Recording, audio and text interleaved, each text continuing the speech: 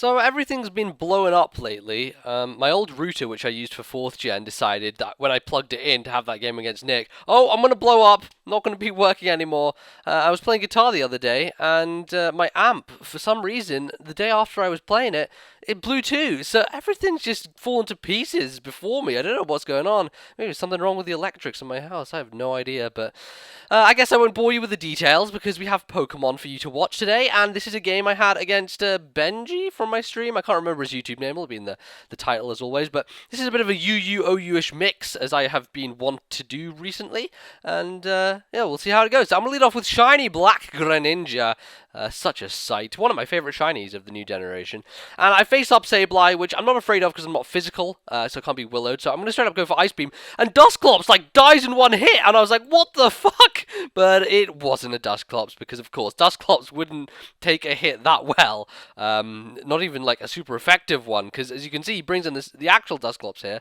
And I do go for the super effective hit, which is the Dark Pulse on it. And ends up just really doing a disappointing amount. It's just above half. So I wasn't too pleased with that, but at least it's some solid damage on the Dusclops. And then he sets up Trick Room.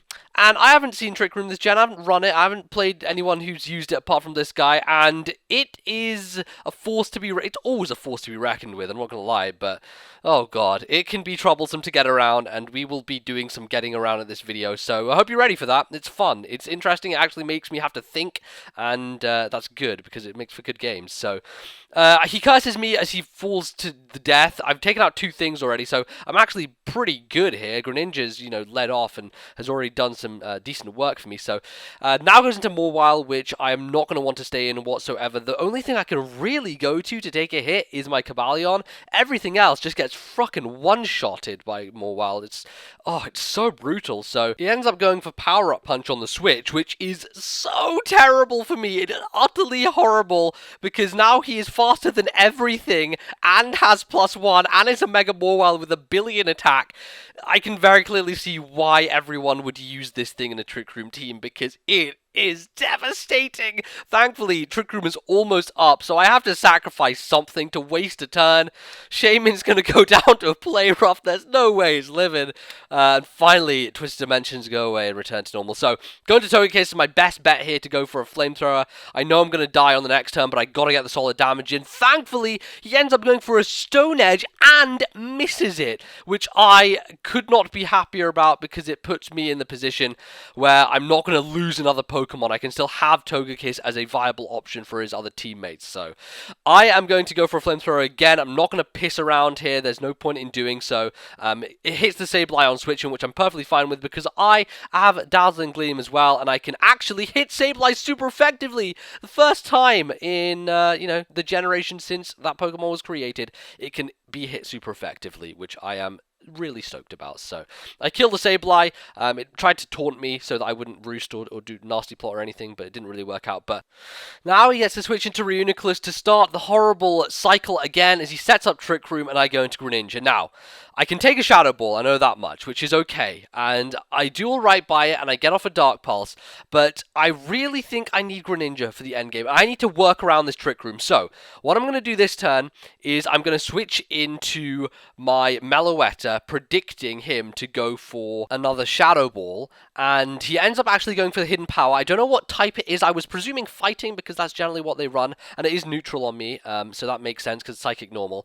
And then, because I know he wants to do a solid amount of damage with Stab, he's probably going to go for the Psychic move, either Psychic or Psyshock, so I'm going to make the switch back to Greninja, who's Dark type, who's immune to it, and then, knowing that he's probably once again going to go for either the Hidden Power or the Shadow Ball, I'm going to pull a switch to my Togekiss as a neutral ground, just in case he wanted to repeat the Psyshock, and I could probably take one of those as well.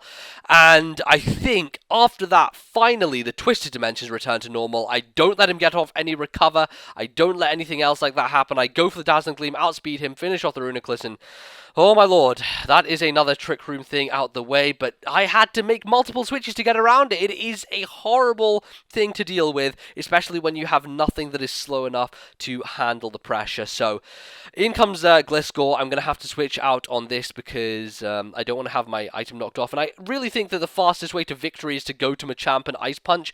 I could stay in there and Dazzling Gleam, but to be honest, my Togekiss isn't packing a huge amount of special attack, and, with Toxic and Protect and Nasty Plot and everything, everything, it may take quite some time for it to whittle down. So I think effectively go to Machamp, slam him with ice punches until he goes down, and I should be good to go from there.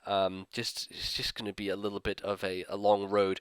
But then I decide, well, after he toxic to me and I hit him with the single ice punch, he's definitely going to protect this turn, right? So I switch out to Meloetta, but he actually went for knockoffs. I kind of waste myself there stupidly. He made the nice play and didn't go for the obvious protect. Now he's going to go for it, knowing that my Meloetta is going to be able to knock him out, and then he's going to make the switch back into his Mawile, because that's the last thing he has left, I believe. But knowing he's probably going to do that, I end up going for a Relic Song instead, changing my form as he switches in, and making me able, hopefully, to take him out. It depends on whether he's going to go for a Sucker Punch and finish me off, or whether he wants to predict my switch to Togekiss and Stone Edge / Play Rough on the switch. And he ends up not Sucker Punching, which I can only think means he thought I was going to switch into Togekiss and therefore didn't go for it. Either that or he didn't have it, which is unlikely because Mawile should be carrying Sucker Punch most of the time. But I end up knocking him out with the close combat. Gliscor comes in, is not going to take a Hidden Power Ice from the beautiful Meloetta, and she, with her curling hair, shall claim victory over the Trick Room team. So that's going to be the match. I hope you guys enjoyed it. It was a lot of fun trying to play around that stuff, but put me in tough situations, very tough ones. I think I'm going to go back and try and make myself a Trick Room team of my own. I would like to use one this gen. I think it's a lot of fun and there's lots of new toys to play with, so I'll definitely consider doing that. But until then, again, thanks for watching. You can leave a like if you enjoyed, and comments as always, and that's going to be it. So I'll see you guys next time. Another battle, one of those. I don't know what it is, so I'll see you then, alright. Goodbye.